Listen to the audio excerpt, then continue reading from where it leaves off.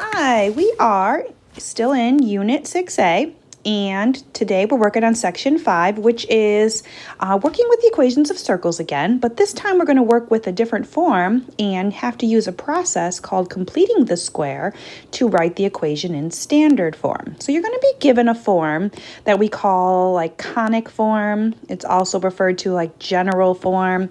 So we want to be able to write the equation for a circle written in this general conic form and using a process called completing the square. Okay, so that's what we're going to want to do. We're going to use complete the square to rewrite in what we call our standard form. And this is the form that we worked on yesterday where we could find the center and the radius, and then we can graph the equation. So we actually worked with quadratic equations this year, and we learned how to solve by completing the square. So let's just review that process really quick by going through a couple of examples. Remember, we always kept like the first two terms, the x's together, and we always moved like the constant term, that 60, over to the other side and made it negative 60. And then we had to fill in these blanks, and we did that by taking the middle term b, dividing it by 2, and then squaring it. And then we can write it in factored form as a perfect square trinomial. So we're going to just practice that process a little bit, like what we did with quadratics, before we actually do it with circles. So here we go. Let's go ahead and take number 40. And we're going to keep the x's together, but we're going to move that 96 to the other side. So what we're going to do is we're going to keep the x squared plus 10x, and then we're going to be filling in a third term here. We're going to make it a special term. So we're going to move that 96 over. So that means we have to add it to the other side. It becomes positive 96. But we're going to have to add a blank because if you add something to one side of an equation, we have to add it to the other. Now to fill in the blank. To fill in the blank, we take our b term 10 and we do two things. First, we divide it by 2, then we square it. So 10 divided by 2 is 5, and 5 squared is 25. So we add 25 to this side, we add 25 to this side. So then, now that's a perfect square trinomial. It factors into x plus 5 times x plus 5. And you're always going to find that factor right there, right where we did that little quantity squared. So that means it's x plus 5 quantity squared. And we need quantity squareds for our circle equations, and that's why we're going to be using this process. Okay, and then we always just add up the other side, and in this case we get 121. After that, we usually rooted both sides and we solve for x, but we don't have to solve. We're just practicing the complete the square process. So let's try one more. We'll come over here and do this one. This time these two are already on the side by themselves, so we don't have to worry about moving that 56. But we will set up our blanks, so plus blank, and then 56 also plus blank. And then we'll take that negative 8, and we're going to divide it by 2 and then square it. Wrap it up and square it. So that's going to give me negative 4, wrap it up and square it, which gives me 16. Okay, that number will always be positive because when we're squaring, we always square to positive. So again, if we look right into that little quantity, that'll always give you your factor. X minus 4 times x minus 4 will give you x squared plus 8x, x squared minus 8x plus 16. So this is x minus 4 squared equals, we'll add those two up and we'll get 72. So with circles, we actually have to do this with x and y. So we'll be completing the square twice with all of our problems with circles. Okay, so to find the equation of a circle, you must complete the square twice. Okay, so you'll get really fast at it. So standard form, don't forget, we want all of our circles to look like this. That makes it easy to graph. Find the center and the radius. So let's go ahead and start. So look at number 42. Looks pretty long. So we organize it a little bit first. So what I would start with is I would take my x's and write them together. So like I have my x squared and my minus 22x. So x squared minus 22x go together, and then we're going to be completing the square with the x's. Okay. Then we have the y's. We have y squared and negative 12y. So plus y squared minus 12y plus blank. Okay, so we group together the x's, we group together the y's. Now that 121 has to go over. So we'll subtract it, negative 121. And then we actually have to add 2 blanks because we're adding 2 blanks to the left. So we'll add 2 blanks to the right. So we have 2 little complete the squares to worry about now. So we'll start with the negative 22. If we do negative 22 divided by 2, and then square it. So that's negative 11 squared, okay, which is 121. So 121, 121. Add to one side, add to the other. Then we'll do the same thing with the negative 12. Negative 12 divided by 2 squared is negative 6 squared, or 36. So 36 and 36. Okay, so now we're going to write each expression as a quantity squared. Okay, so for the first one, we know it's going to be negative 11. Negative 11 times 2 is negative 22, and negative 11 squared is 121. So this is going to be x minus 11 squared. This side will be, let's see, we need that number that when you square root 36, you get it. But when you double it, you get negative 12, so negative 6. So negative 6 will go here. Y minus 6, quantity squared. Over there, we have to just combine everybody, and the negative 121 plus 121 is 0, plus 36 is 36. There it is. We did it. We got our square. We completed our square twice. We've got our equation in standard form. And now we can find the center and the radius. Okay? So remember, for the center, we want to take the opposite signs. So we're going to have 11, 6. And then for our radius, we want to square root 36, so that'll be 6. Okay. So we're going to practice a few of these today. It takes a little bit to get used to the process, so let's go ahead and do another one. Okay, so again, we want to start by grouping together our x's. So let's do that first. So I have x squared minus 14x, and then I'm going to put a plus blank with it. Then we'll group our y's together. So y squared minus 28y. We'll put a blank with it.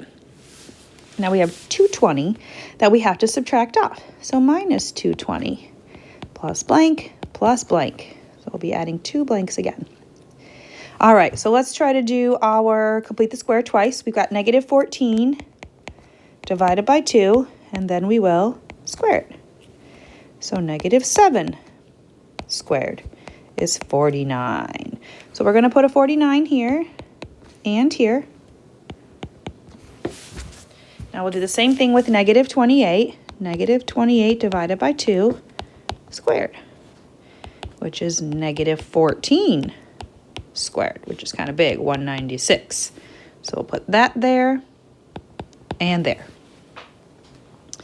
All right, time to write our quantity squared. So 49 square roots to 7, but notice it's going to be negative 7, right?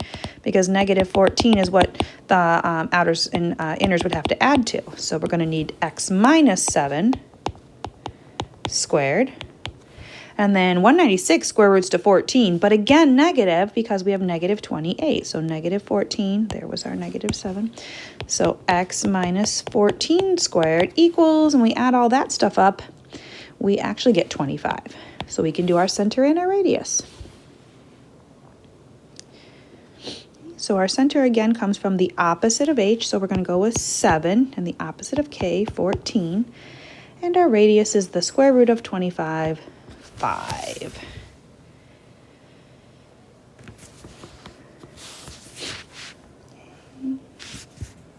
All right, let's try. Got a couple more to try on this side, so we get good at this. Let's work on, here we've actually got our x's together and our y's together, and our 74 is over there. So this should go pretty fast. So I have x squared minus 2x plus blank plus y squared minus 10y, also plus blank, equals 74 plus blank plus blank. Okay, so see if you can fill in those blanks. Think about what numbers would have to go in there.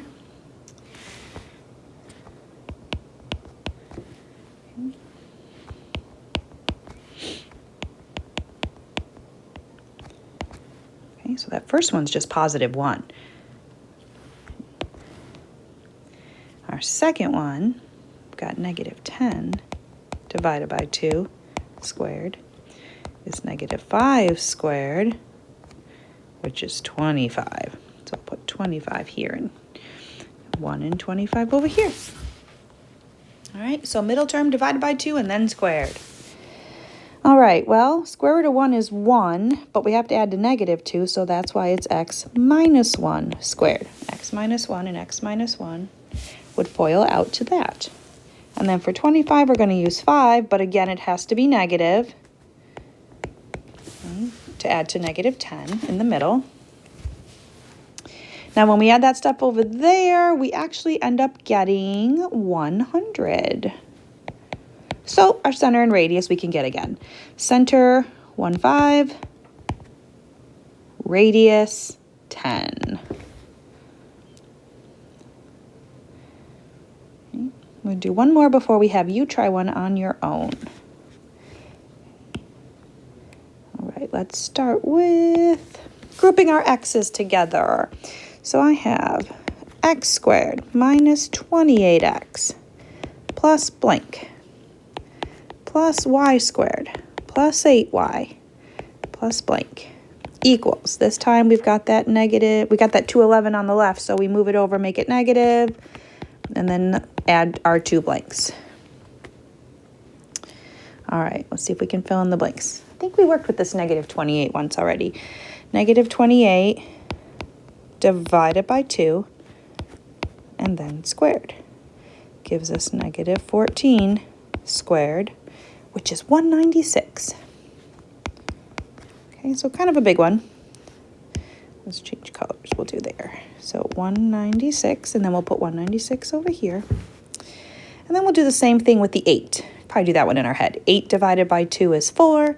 4 squared is 16. Sometimes we can do them quick.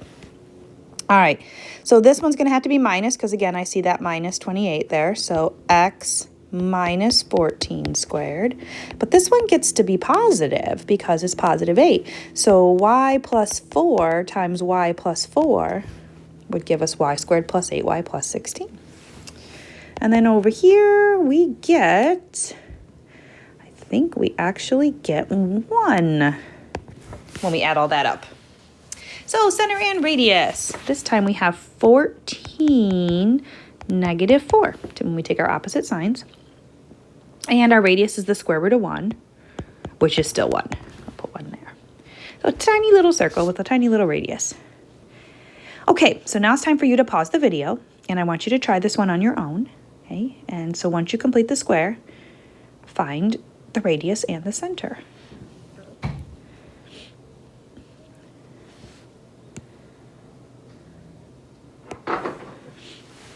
Okay, so I'll walk through the process. Hopefully you tried this on your own first, and we'll see how you did. So kind of check your work as I go through it.